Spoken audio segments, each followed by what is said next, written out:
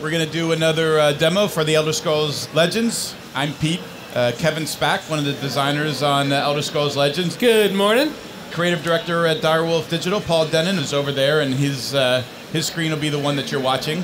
I'm going to choose this Redguard deck that's themed around items and kind of making these ultimate swordsman units. All right, so War Swords, and Kevin? I think I'll take a turn with the Dragonstorm deck. I'll jump in with that one. So this is versus battle. This is one of the 3 different ways that you can play the game. Battle mode, we have a full story campaign, and then there's also an arena mode. We had a question, Pete, is this coming out on mobile? Right now we're announced for PC and iPad only. We have been looking into other platforms, but nothing we can share just yet. So as Paul said, he's playing a red-blue deck that cares about red guards. So here's one of his red guards here, and red guards, given their love for weapons, are going to have additional buffs anytime you put an equipment on them. So there's a number of items he's got in his hand. So here I don't really want to play to the left lane. So because Kevin's creature could easily get buffed up. Paul's going to put him over in the shadow lane where it's going to be safe for a turn until he can start putting some of those items on it.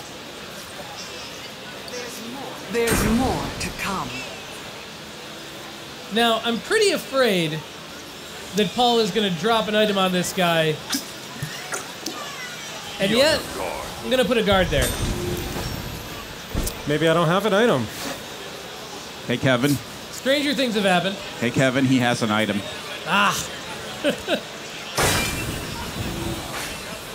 So that's going to become large real quick. It's going to take out Kevin's guard and deal some additional damage to Kevin because of its breakthrough ability. There's more to come. The water's alive.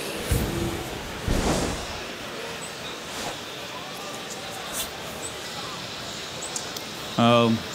So I just played the Tree Minder. That's part of our Argonian strategy. It boosts my magicka permanently. Kind of the theory, the flavor is that the Argonians harness the power of the Hiss to ramp you to bigger stuff. So this deck is all about hitting the late game, hitting big bombs. So or even that just innocuous little 1/2 is actually a pretty powerful card. Argonians also have some low, cheap creatures that get better once you get to higher amounts of magical as well. So you're playing big stuff, and you're making your little guys even bigger than they were when they started the game. Yep. So Paul is clearly on the offensive tier. He's got a... Oh. That was unfortunate. I still think you're going to be okay, because you're going to start picking up stuff here left and right. That Dres Tormentor, if you've got any way to start shackling stuff, is going to get real ugly real quick. I say yes. Yeah, I actually think I'm going to use this now before the Crystal Tower Crafter gets any bigger. Yep. You could also throw the mace on there, I guess. I could. 2 for 1 seems good. 2 for 1 is hard to turn down. So Paul's going to shackle all of Kevin's creatures. Each of them is going to take 3 damage off the ability from the Tormentor. And once again, Paul just stays on the front foot and keeps attacking. You won't escape alive.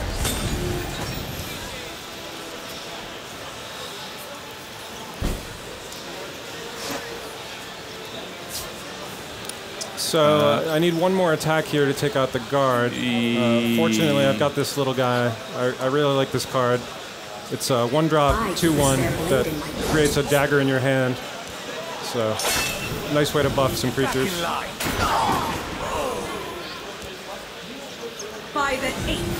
Here's another Breton. One of the things that you see a lot on the Bretons is this ability around Ward. You want to talk a little bit about Ward, Paul, and what Ward does? Or what it did before it got silenced?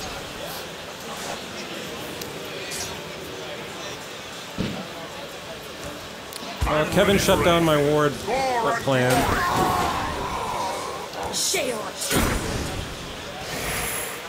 Bretons are big fans of using magic, and ward is basically an ability that allows them to protect themselves from the first damage that they would take from anything. Do your worst. Once again, Paul's going to keep shackling things and dealing damage to it and keep the board clear. All right, I don't like the way this is looking. I think it's time, speaking of keeping the board clear.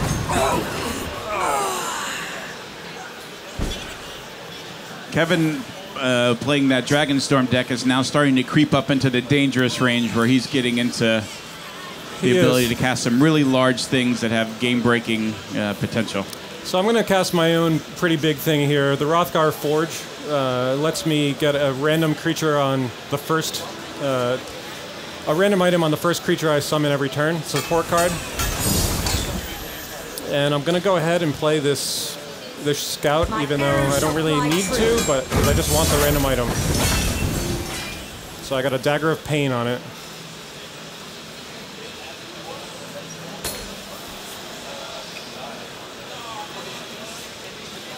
Question is, what is Kevin doing over there? We can live with that. And you can live with that.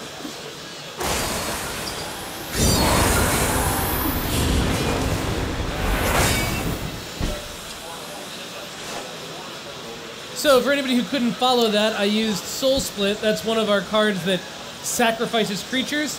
It's designed to kind of go with the Last Gasp theme. Last Gasps are ability that trigger on death. So I have a Haunting Spirit. When it died, it gave one of my creatures +3/+3. Sacked that to the Soul Split. Got myself a little something going here. So I'm going to play a Student of Arms that will take back the highest cost item from my discard pile when I play it. It's also going to get a random item from the Forge. I will learn by doing. So I got back the Shackle item. So I'm going to go ahead and shackle this. I also got a Mentor's Ring, giving another +2/+2. Fire! And the reason I did that is because I have a cast out to bounce this guy back.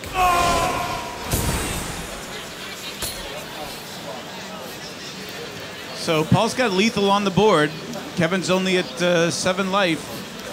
Paul's got a big 8. Well, Paul had a big 8/7 over there that's just been turned into a 2/2 mummy.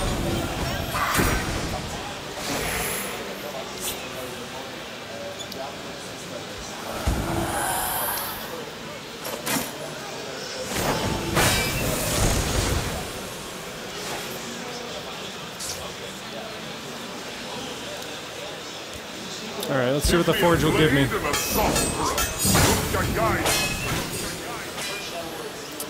I got armor. Okay.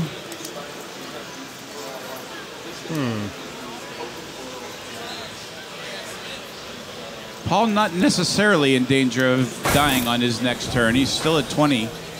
He's going to draw a number of cards when his runes get broken. But right now, he's really trying to figure out how to punch through that last few points of damage.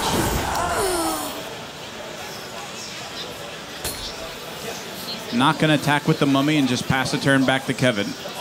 So once again, Kevin is looking at it lethal in the left-hand lane there that he's got to deal with or die on his next turn. Luckily, I have a friend.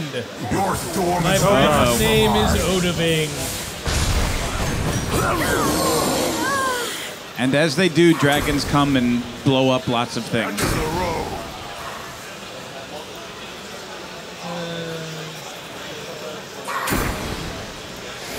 Oh no! Oh no!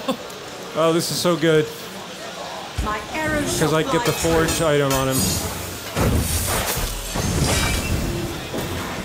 I'm dead. I knew I shouldn't have attacked you right there. The prophecy So helped. Kevin just gave us a very good example of why you don't always attack even though you can. Because by breaking Paul's rune, he just gave Paul an extra card, which he got to play for free, which took a very likely loss and turned it into a win for Paul. Oh, don't speak too soon. Oh, nice. Well, there's always prophecies. There's always Turnabout is prophecies.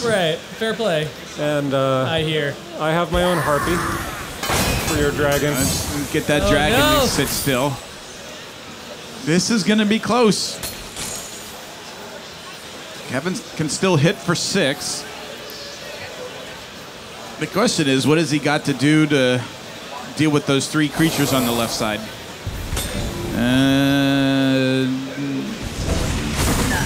No. Nice. Well, that's enough to keep him from dying, I think. Oh, you're giving me the premature good game, Paul. The premature good game. I didn't give you a good game. I said nice play. Mummy. So Kevin once again stabilizes by getting 2 guards over in that left lane that have to be dealt with. All right, I've got to draw a card here. Hope for something good. Oh, interesting. Wait, what does that do? A stone throw. Destroy an enemy creature if I have a creature with higher power. So let's see. Your guard. Your other guard. And your face. Excellent game, guys. That was super close. Well done. Well fought. Good game, Kevin. Good game. So there you go. Couple of good close matches. Boy, at the end, the prophecy cards were keeping both of you from dying back and forth. So that's a look at the Elder Scrolls Legends. As we said, it's currently in closed beta, and we are taking signups. Over here to your right, we have folks have a chance to put their hands on the game, sign up for beta, get a T-shirt, and hopefully we'll see you in the game. You can help us test it, improve it, and give Kevin and Paul here and the rest of the design team feedback on how to make it better. Guys, thanks very much. Thanks, Pete. Well done.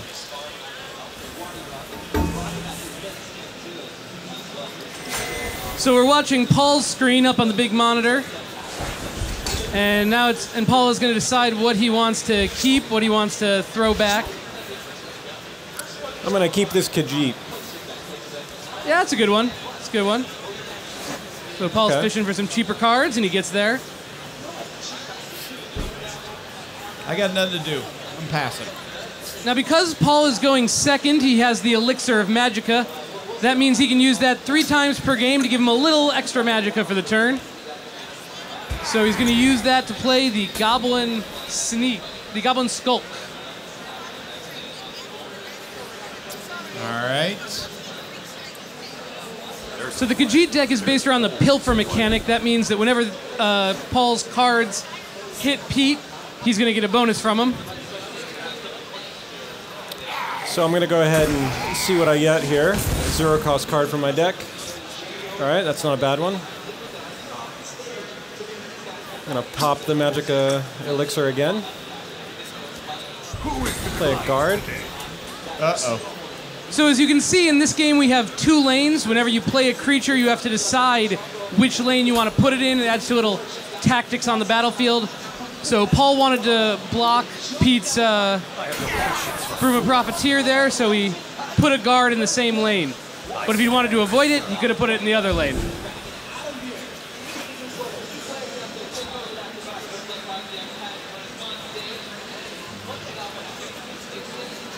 Here's the card I drew last turn. Oh, man. This guard has Pilfer and allows him to switch lanes when he pilfers, which is nice because I can protect my Goblin Skulk.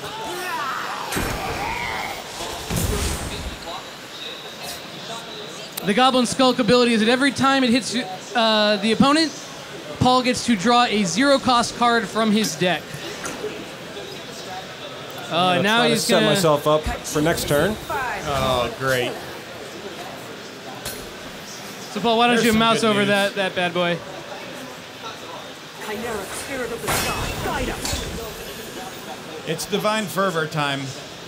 Oh, so Pete has just dropped a big-time support.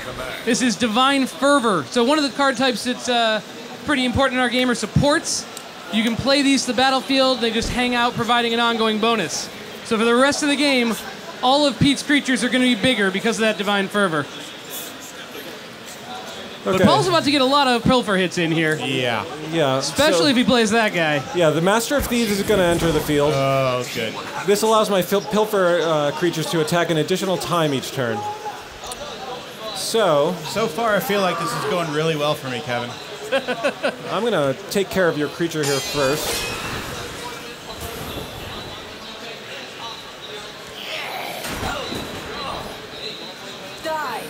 This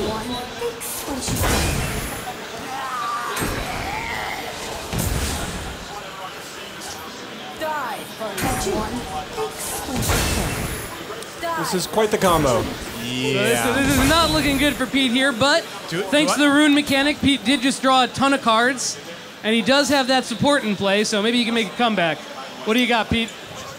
Do I need to be here for this? What do I have? I have no good answers to a 5/5 that's attacking me multiple times.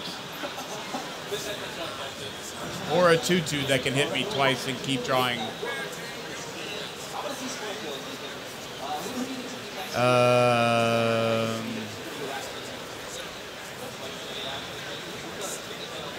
have no good answers.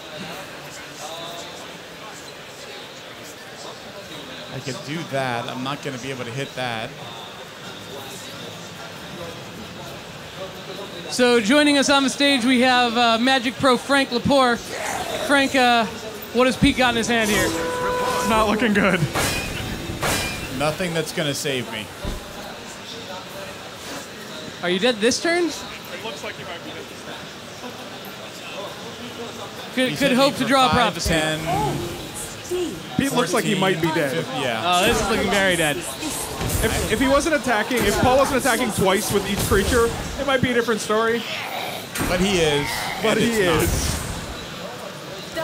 Yeah, this is just a very tough combo to stop because this not helpful. 10 Mar Swiftclaw just gets out of hand with the Master of Thieves. It's almost like these cats are from the same litter.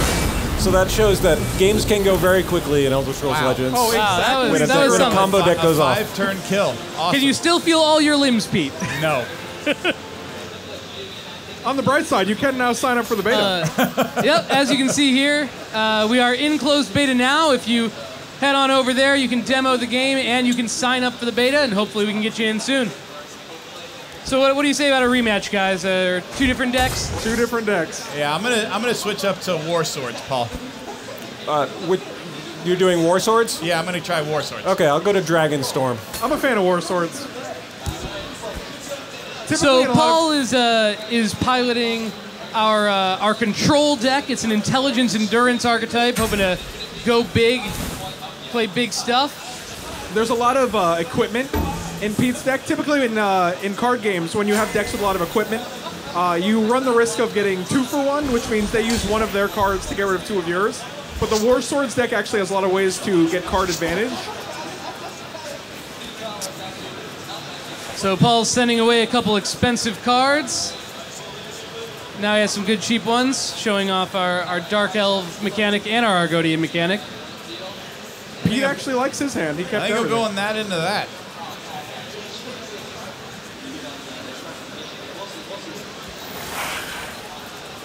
And Yeah, Pete let's- kicks things off with a Fiery Imp. It only has a 1/1 body, but when it attacks, it deals extra damage. Plays a little like a 3/1. Thankfully, in the War Swords No deck, Firebolt. he probably won't be a 1/1 for too long. Pete has a lot of equipment to throw onto this guy.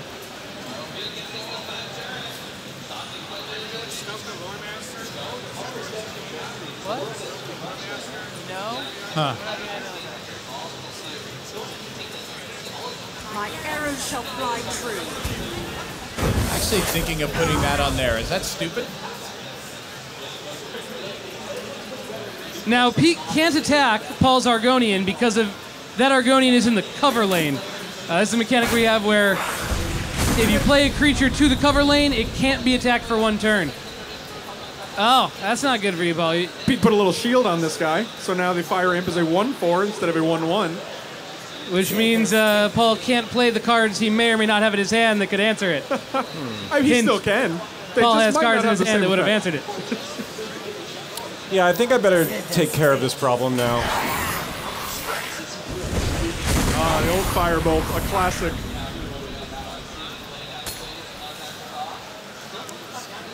So the board is, you know, relatively clear, which is good for Paul. That's disappointing. Just a bunch of tiny guys for Pete over here. Oh, Paul has a great combination in his hand. I may wait till next turn to play that Yeah, combo. that's perfectly reasonable, because the far run defender is going to do some work here. Yeah, I gotta protect myself. Oh, a 1-4 is pretty good defense against Pete's 1-1. Oh, there we go. That's what I'm talking about right there. Oh, I see what you. Yeah, I see what you got. Here? What you got cooking? I think either. I would put it on the right side, so that you can kill this guy. Yeah. All right, I'm gonna do that. I'm gonna do that. Oh. Pete and I talking secret strategies over here that you guys can't see. So Pete has dropped the Drez Tormentor. This is one of our builder rounds. It's really fun to use in arena. When you shackle a guy, he deals damage to it. Yeah, right. Shackle all the things. Give me some of the shackle, Paul. Paul, play something. Play a creature. All right, how about this creature? Actually, You want to explain this, Kevin? yeah, I am gonna actually do that. So Paul, why don't you tell us a little about that creature? Sure, this is the Balmora Spymaster. It's a dark elf that has a special ability. When it dies, it will become a random creature with the strength of approximately the level of the game we're at. So we're pretty early in the game right now, so I'm not likely to get a great creature. But I also have this Soul Split card that can sacrifice a creature to summon a 3/2 shade in each lane. So I'm going to get 3 creatures out of this, so I'm going to go ahead and do it. Paul's giving us secrets. All right, so the random creature I got is a pretty good Oh one. yes. Oh, That's really? a 3/5 lethal. That means anything it touches is gonna die. I don't think we're worried about that. No, I think I don't know if I can calculate how much value that I was. think we're gonna do this. But who do we shackle?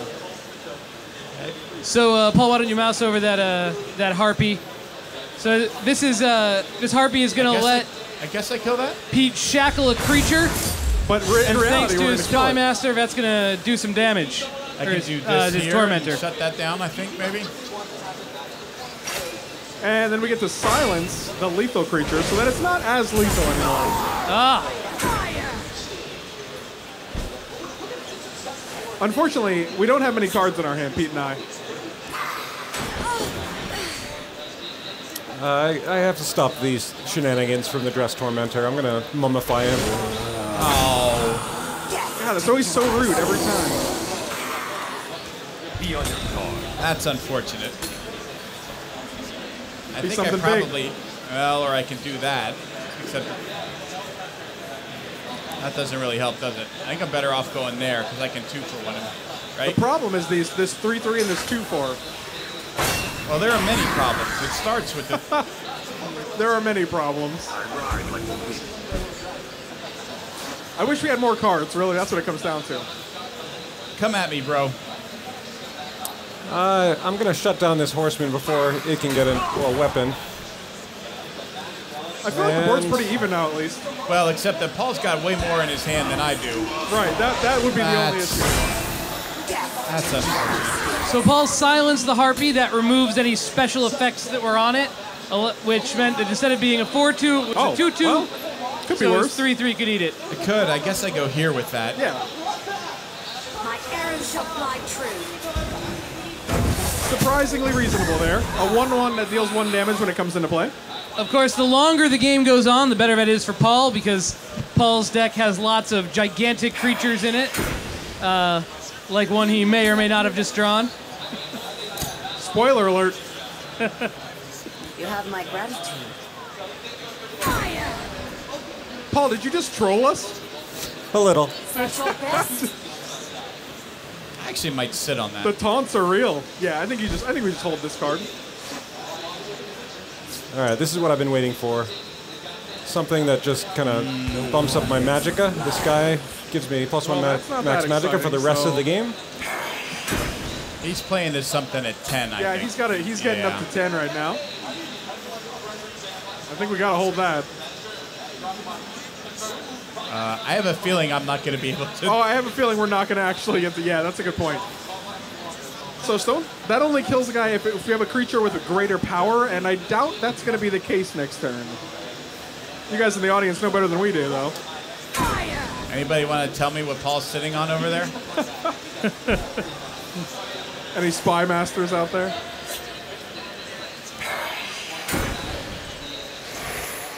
I am trying to play to my outs at this point and get something better than what I have in my hand. All right. Also not incredibly huge. Paul is being cagey. That seemed good. I will learn by doing. Nice. Yeah. So Pete just played a Master of Arms. This is, again, part of our Red Guard item theme. It got the best item in Pete's discard pile back and equipped it to it for free. I'm not sure where to throw that. I think we got to hold that right now. I'm going to hold that and I might throw that out there.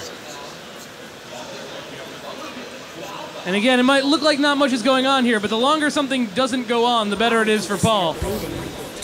Because he wants this game to go as long as possible. I'm aware of that. Every time Kevin mentions it, it's like a dagger in Pete's heart. Like a steel dagger. Oh boy. Like a steel dagger. Like a +1, Oh, boy. +1 steel dagger. You know, I think I'm going to hold off on this. I'm pretty All sure right. in Paul's deck that 11 Magicka is not good news for me. It's a little Elder Scrolls Legends humor there. What has he got over there? You have more patience than I. Well, Paul is a doctor. Wow. I have a bad hand, Pete. I've got you do. nothing. Has he been He's bluffing us this whole time? He is. He's being cagey over there. I don't like it at all. Do your worst. He's just waiting for us to throw away all our cards. Oh, so Paul has just drawn a prophecy. What this is whenever you take damage in this game, you lose a rune, you get to draw a card. If you draw a card with prophecy like this one, you get to play it immediately for free, It has been foretold. which Paul will do. Wiping out some creatures there. Do I wait on this at this point, or do I? I want to wait. Okay. At this point, I'm waiting to see what massive thing he's playing. Because he's at his max Magicka at this point. And it's worth noting that 12 is the lucky number for Paul, so I think neither Pete nor myself would be surprised if something humongous came down. All right, I was hoping Pete would drop a couple more creatures, but since he was wise enough to hold back, Yeah, I'm doing that into a that. dragon priest will arrive and Do you summon. have a dragon to play with your dragon? Oh priest? yes, I have a dragon. Yep, that's pretty good. Oh. This is the kind of And thing that I have a friendships are brilliant ruined over. experiment.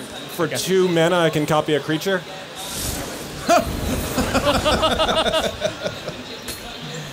Well, So Paul, Pete, seems good. all right then. so Pete now knows Paul So- has another ridiculous world-destroying dragon in his hand. I do know that. Yeah, so the thing about that, Paul, is that we can shackle that guy for one turn, so I can shackle him, and Not then he sure- plays another one. Yeah, but it's a moral victory. All right, at this point, moral victory is the only That's all we victory got. I'm That's all we got. getting. So it's not worth that. So Pete has shackled the giant dragon. That means the dragon cannot attack next turn. But it's not a long-term solution to the problem. It is not.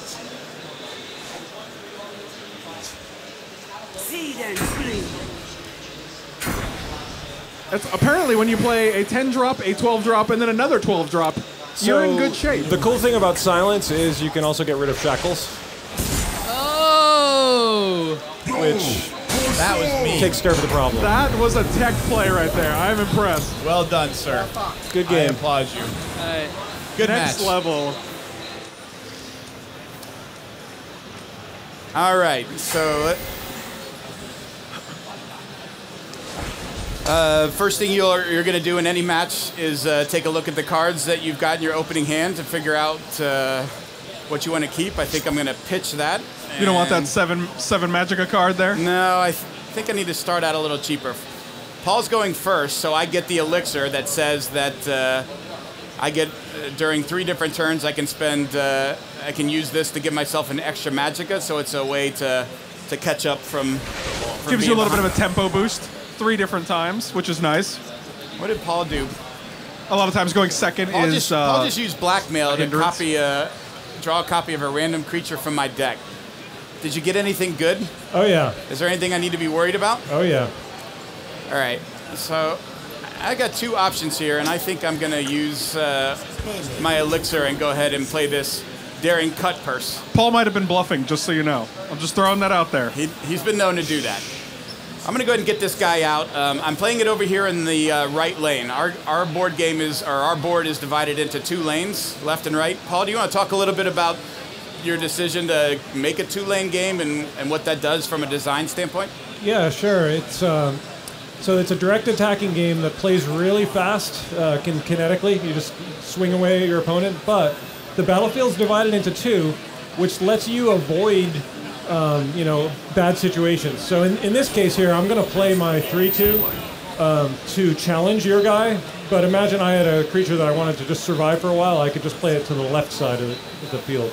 So basically, it prevents one creature from taking over and dominating the entire game because you drop a huge thing in one lane, you can always play your creatures in another. I'm pretty sure he just said he's not afraid of you. I think that's what I heard. Nor should he be, by the way. The problem is that creature will get out of hand if I don't challenge it. Agreed. All right. I am going to go ahead and let him have that trade if he wants. One of the things that endurance cards do, so I'm playing agility and endurance. One of the things that endurance cards do is ramp. Try and get you more magicka to get you to your higher power cards quicker. Yep, definitely noticed this. Definitely an aspect of the tribe. So this Tree Minder I cast is not a particularly great creature, but he does give me an extra magicka when he comes onto the battlefield. Which is huge, actually. That's a big bonus. Well, ooh. Oh, that's a big dude. That's a thing. The funny part is Paul can actually see what we're talking about, so he just has to worry. You should be very worried, Paul. I'm That's worried. a super good card. And you can see the creature that I stole from you. All right, I'm going to go ahead and use my last elixir to put this guy out. Love this card because he can attack twice, so he's particularly good at taking a board state and getting rid of multiple creatures at once. Especially when your opponent's creatures are as small as Paul's are. Yes. No offense, Paul. He's got a couple of drain guys out, so he is going to be gaining a little life back. Oh, that's awkward. Oh, that was good. Oh, that is awkward. Yeah, this is actually pretty good. Because I can no longer kill this guy over here anymore because he has... But you're welcome to try. Toughness of 4. I'm definitely killing that, though. And I don't know. What do you think, Frank? Do I this? I think it might be worth it just to clear his board. There's a lot of times where I like to sit on that, so yeah, especially in case he has a bigger guy. Mummify, it'll take any creature and turn it into a very boring 2/2. But because of Paul's support card, it's a 3/3. But I can still kill it at least, so I'm keeping him from being completely obnoxious. Paul, what's the name of that card? The support. It's Divine Fervor. Yeah, Divine Fervor has been very, very good every time I've seen it played. Especially because there's a lot of cards that can produce smaller guys. Oh no! It's the Adoring Fan. The old Adoring Fan. He's actually going to fight now, too. From a flavor standpoint, one of the better cards in the game. Paul, do you want to talk about how you actually acquire Adoring Fan and get him into your collection? Sure. The Adoring Fan is not found in card packs. The only way to get it is to actually defeat an arena. By being good at the arena, the fan will join you. What's your record for defeating the arena? Just like, doesn't matter how many losses? Well, you can, you'd have to face 9 foes. 9 rounds? In a solo, or 7 in a versus. Okay. Good to know. So you can play 9 rounds in the arena, the solo arena, and you'll also get up to 3 losses, right? Right. So even if you beat it with 9 wins and 2 losses, you'll still get the Adoring Fan? Yep. I have a good guess what he's doing on his next turn. He's going to spawn out a bunch. Well, when you first start, he's going to spawn out a bunch of you'll be at a grunts lower difficulty level, and as you do well, you'll ascend in the ranks of the arena, and you'll get more challenging. You do have to save up gold, and you get a lot of good rewards from playing arena. Yeah, so the arenas typically cost about 150 gold. So similar to other card games, the way you have to... You use the in-game currency to play for an arena. Uh-oh. Ooh, no grunts. No. I thought for sure you had it. I would say 2 siege towers are better than 1, but not really. Yeah, so now I really have... Uh-oh. Siege catapult? Siege catapult, is that what it's called? The fact that he's thinking about casting it. Well, fortunately, it's not doing him any good, but he's filling up... He's filling up this lane so he can start swinging through with lots of things. And also, those are very big. 6-6 and 8-8? Ugh. Another one. Burning light? Yep. Well... Siege catapult. Okay. Yeah, so Siege Catapult says you can't attack unless it has a full lane, which is four creatures. So, but he's one creature away from he's filling one up creature this lane. away from filling up that lane. And there's literally nothing I can do about it. I think I just dropped. Yeah, that'll help you. Do I play that, Frank? I don't think it matters right now. No, I can't. One of the things about it has guard. Yeah, it's got guard. He that's played, rough. Yeah, he buffed it with that. That's a combo ability off of this guy. So yeah, so guard means he just has to attack that. You have to attack a creature with guard before you can attack anything else. Yeah. So when the Siege Catapult is an 8/8 and has guard, Pete's not really getting through. No, and he's gonna. Yeah. Oh, it's getting worse. You know what's worse than 1 8/8 with guard? 2 8/8s with guard. 2 8/8s with guard is worse. I noticed a little pattern on Paul's side of the board here. So that comment I made before about lanes and allowing you to sort of move around your opponent when they're dominating the board, this would be that situation. See, on the bright side, though, Paul has no creatures on the right side, so you really got to look for the silver lining there, I think. And I'm down to 8 health. Oh, but look what I found. So when you lose a rune... Not another burning light. If it's a prophecy, you can play it on the opponent's turn. I just hit a Dark Harvester, which is a really good card to hit at this point. Paul, how does it feel being this good? Oh, it feels so good. So good. So I'm taking 8, 16, 19, 22 on the next turn, and well, I'm taking 25 on the next turn. But you get to draw about 4 cards from all the rune breaks. Yay. I don't know what I do to not die here. I think I just throw this there. That poor mummy, he doesn't stand a chance. He is screwed, blued, and tattooed. All right. What do you got, Dennen? Well, you got to use an 8/8 to get rid of my mummy, because you're not you're not throwing away these 2 things. Or sure, I could use an 8/5, but I think actually, you're right. you should attack first with that 3/2, Paul. No, I don't think so. But you were close, though, right? You almost fell for his wily tricks. I'm trying to bait him to attack with this thing because it would shut off both of his siege catapults because he wouldn't have enough creatures. He did not take the bait. Yeah, it's funny because, like, when you put it that way, the siege catapults are actually pretty sensitive, and that if you do get rid of the 4th creature, they can't attack. But I feel like at this point... Paul actually has an interesting decision here. He decided to go ahead and attack. There's lots of times where you would decide not to attack there because... That's right. He's breaking a rune and giving me yet another card to draw. I'm going to do an unorthodox maneuver here. I'm going to You're clearly a maniac. A creature to play a Grim Champion over here. This is how good Paul feels his board presence is. He's literally throwing guys away to play new guys. Holy Moses. Oh, well, that's a thing. Good luck, Pete. You got this, Pete. You got this. The Imperial Army is assembled. So close yet so far. This is, by the way, if you're not familiar with strategy card games, this is what's known as being behind on board. It's also what's known as a blowout, ladies and gentlemen. He has 8, and I have 1, there's literally no way I'm getting out of this. But you do have more cards, which is important. Yeah, I'm gonna die with a lot of cards. Is what that means. This is the old you can't take them with you. Yeah.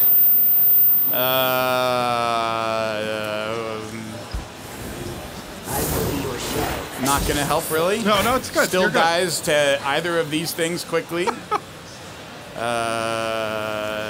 So you might notice that only one of those catapults has to actually get through to Pete. Yeah. Let alone the other 6 guys on the board. I guess I do this, and then I do this again to get rid of that. And then I just die. I really appreciate your effort, though. You're really playing this out. Look, it's Adoring Fan again. So the flavor on this card is great. Not only do you only get it when you win the arena, but you can't get rid of it. It just keeps coming back. You can't shut it up, so you always have to deal with it and kill it. And then it has this very vague, adoring fan will return. Paul, it goes where? Somewhere into the top of your deck, one of the top few cards? No, it actually just goes into the ether, and then it just returns. And then it just randomly returns? Yeah. So Whatever it just the game randomly feels like it. returns and comes back on the board, and you just have to keep dealing with it over and over again. Not unlike the adoring not. fan in Oblivion. Or just leave him there. Yeah. Let him live his life. Boy, I sure felt like I was doing better, but Paul pulled a couple of good cards off of some rune destruction. I feel like those siege catapults are pretty pivotal there. The house Carls are a good combo. There with was the siege catapults. exactly. Yeah.